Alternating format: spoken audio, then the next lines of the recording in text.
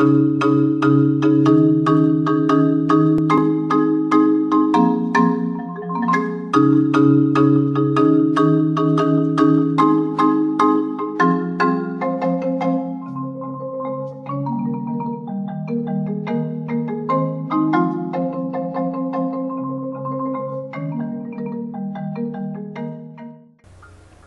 months of rumor and speculation, the Colombian brewery Grupo Bavaria, which was founded in 1889 and is the second largest in South America, has been acquired by SABMiller in the biggest merger in Colombia history. In a buyout in which the multinational, with headquarters in London, will obtain 71.8% of Grupo Bavaria's stock previously owned by Santo Domingo's fund. Bavaria is highly complementary to SABMiller's existing operations and provides access to a major additional source of profitable growth in one of the global beer industry's most strategically important and fastest growing regions.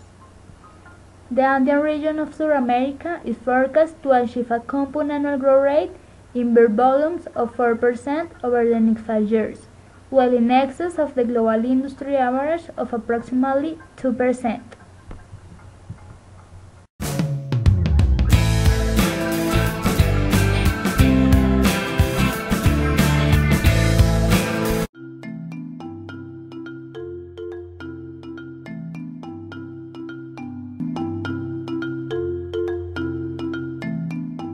There's a huge amount of change going on, and that's exactly the kind of thing I want to be involved in.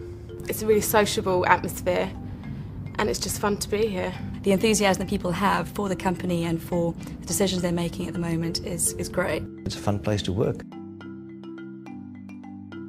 What's unique about SABMiller is that it's the journey the company's been on. So if you look at the last 15, 20 years, I think it is an absolutely phenomenal company.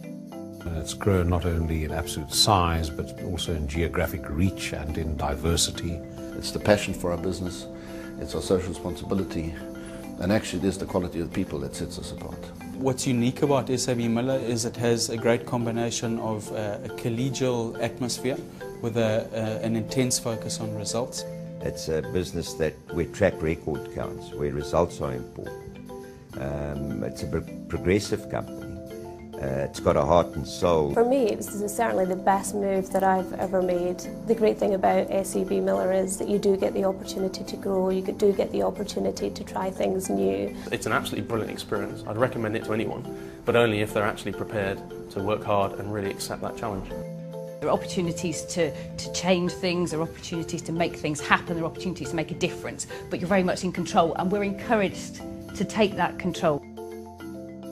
I'm always amazed that even though we've grown so much through acquisition, that I can go to other countries and the same culture is really apparent, the same feel that you get from the employees. Actually, it's a business full of, very motivated and passionate people who care about issues daily, from water through to HIV/AIDS, through to the responsible selling of our product. So for me, that's a critical value that everyone coming on board at SABMiller needs to understand and be passionate about. For me, it's always inspirational to see how similar SABMiller people are across the world and how the common values actually tie us together. SABMiller is a company which prides itself on hiring the best people and then doing the best with them. SABMiller is certainly a fantastic employer. It's given a whole host of people, a whole host of opportunities to explore different environments, different opportunities in different countries with different cultures. We are a very progressive company, and we find very often that people get attracted to our business because they strongly, personally associate with those values. We don't take anything for granted. We still think that we are probably closer to the beginning of the journey than the end. And we welcome aboard people who have got the same type of value system as ourselves, those that aspire for success, work hard and forge for themselves a very successful and hopefully long career with the organisation. The two giants have a great emphasis on groups and think more in terms of we. Harmony and loyalty within the company is very important and should always be maintained, and confrontation should be avoided. The relationship between employer and employee or business partners is based on trust and harmony and a deep understanding of moral values. The well of the company and the groups inside are more important than the individuals one.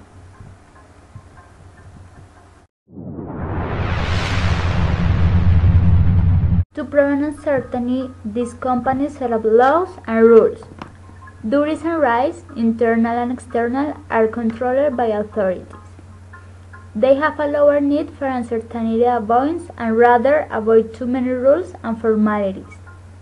They are more likely to stimulate innovation and emphasize new ideas. They are more flexible and more active than reacting on change occurring inside and outside of business.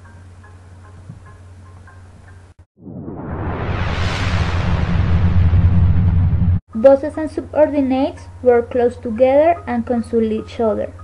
Subordinates and superiors consider each other as or less equal when there is a difference in education level.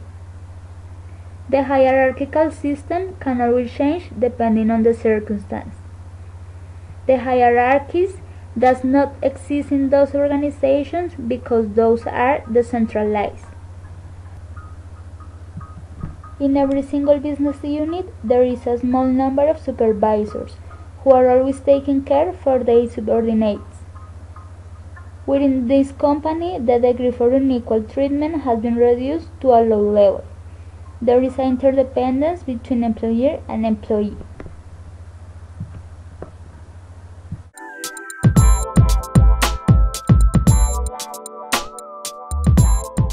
In Colombian business culture, cultivating close personal relationships and building trust are considered vital components for a successful working environment. Colombians prefer to do business with people whom they know and trust, and it is not uncommon to find many family members working for the same business.